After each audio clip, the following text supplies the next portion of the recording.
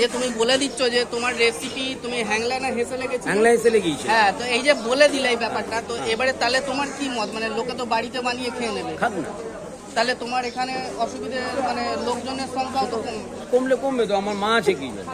আচ্ছা, মানে তোমার ওনার উপরে অগাধ বিশ্বাস, শুধু অগাধ বিশ্বাস নয়, আমার চোখটা বন্ধ হয় মন ওনার থেকে নাম করে। বিশ্বাস।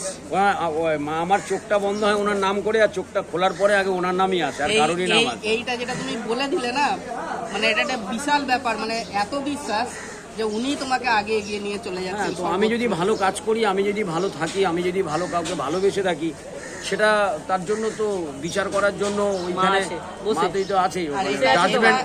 এটা সত্যি, মানে এই বিশ্বাসটাই তুমি রেখে দিও খালি, ব্যাস তাহলেই হ্যাঁ, দেখবে। তার জন্য জাজমেন্ট করার জন্য তো মা আছে, ব্যাস। তাই না? মা তো বসে আছে। বসেই ঠিক আছে অরুণ, এটা খুব ভালো লাগলো তোমার এই কথাটা শুনে যে আমি শুনুন, আপনি যেমন হ্যাংলা এসেলের কথা বললেন, হ্যাংলা এসেলের খিচুড়ি রেসিপি বলেছি, বেগুন বেগুন সুন্দরী সুন্দরী রেসিপি রেসিপি বলেছি তো আমি। হ্যাঁ, একদম। তাতে মানুষ জানুক না, ঠিক ঠিক তবে দেখে কি সবকিছু করা যায়? না, এই যে এইটাই কিন্তু মায়ের এই মন থেকে হ্যাঁ, করছো, দেখে এটা কি মায়ের সব যে কিছু একটা করা যায়? আশীর্বাদ। এইটাই হচ্ছে মায়ের ব্যাপার। আশীর্বাদ। কেউ যদি ভালো আমার থেকে ভালো করতে পারে, তো আমি তো মনে করি আরো ভালো। আরো ভালো। আমি তো এই মনে তোমার করি আরো ভালো। এইটাতেই বোঝা গেল যে কতটা উদার মনের লোকটা। ভালো থাকবেন, আপনি খাওয়া দাওয়া করুন। ঠিক আছে, খিচুড়ি সব ঠিক আছে তো? হ্যাঁ, খিচুড়িতে দারুণ, তোমার পনির রান্না পেয়েছেন? খুব খুব ভালো, খুব ভালো। খিচুড়িতে এই পনির পাওয়া আছে?